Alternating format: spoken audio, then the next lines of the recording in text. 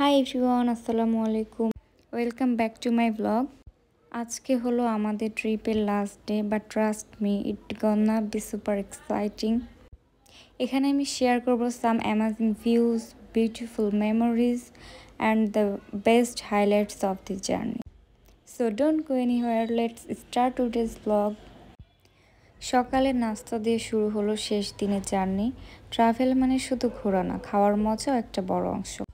এখানে অনেক রকম আইটেম ছিল, জুস, মানে অনেক কিছুই ছিল, কিন্তু আমরা নাস্তা বেশ হালকা পাতলা করেছিলাম কারণ সামনে অনেক কিছু করার প্ল্যান আছে। সত্যি বলতে মনটা একটু খারাপ লাগছে, কারণ এই কয়েকদিনের প্রতিটা মুহূর্ত এত সুন্দর ছিল যেন চোখের পলকে কেটে গেল। এরপর আমরা সুইমিং এরিয়াতে চলে আসি।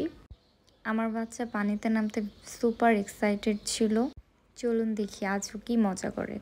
পরিবেশটা বেশ ঠান্ডা ছিল, পানিও একদম ঠান্ডা আর ফ্রেশ ছিল। ওর এক্সপ্রেশন দেখে তো বুঝতেই পারছেন, ও নামতেই চাচ্ছিল না, এত ঠান্ডা লাগছিল ওর কাছে। আসলে ও একটু পানিতে একটু ভয়ই পায়, বাসাতেও গোসল করাতে গেলে এরকম করে, বাট ওভারঅল ও অনেক এনজয় করেছিল। এমন পরিবেশ ফ্যামিলির জন্য দারুণ। ওখানে আমার বাচ্চা একটু খেলাধুলা করে, আর ওর বাবাও একটু এই যে সাঁতার করে নিচ্ছিল, আর ওর সাথে যে এনজয়েবল মোমেন্টস কাটাচ্ছিল। আমরা বেশ অনেকক্ষণই ছিলাম এখানে। ওর বাবার সাথে ও অনেক রকম ট্রাই করছিল, একটু সুইমিং করা ট্রাই করছিল। ও খুবই এনজয় করেছিল। আজকে সুইমিং টাইমটা দারুণ কেটেছিল।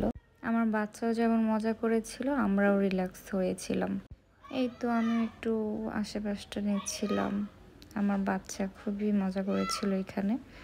এই যে এটা ওখানকার একটা শপ, এখানে টুকিটাকি অনেক কিছুই পাওয়া যাচ্ছিল। নিচে এরকম ফুল পড়েছিল, অনেক সুন্দর লাগছিল, তাই আমি একটা নিয়ে নিয়েছিলাম। অ্যান্ড এরপরে আমরা আবার বিচে যাই। আসলে শেষ দিনে সাগরের সাথে কিছু সময় কাটাতেই হবে, না কাটালে কি হয়।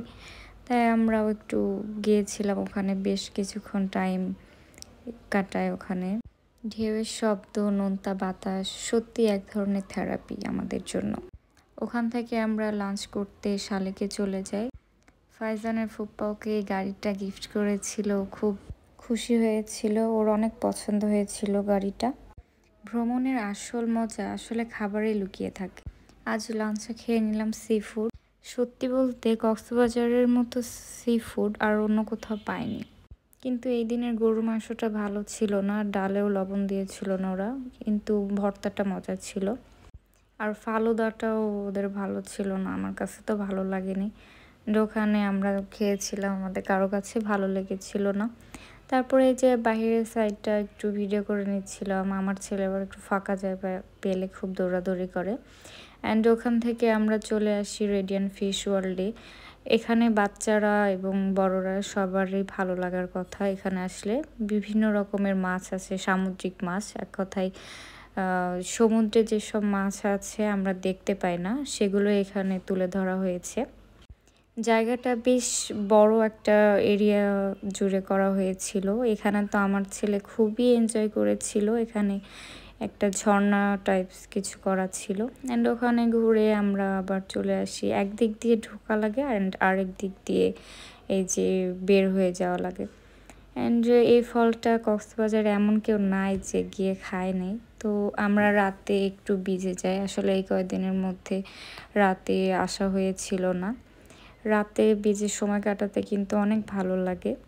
অ্যান্ড ওখানে আমরা যে কোরাল ফিশ অ্যান্ড লইট্টাটা মাস্ট বি খাওয়াই লাগে, প্রতিদিনই আমরা সন্ধ্যায় খেয়েছিলাম।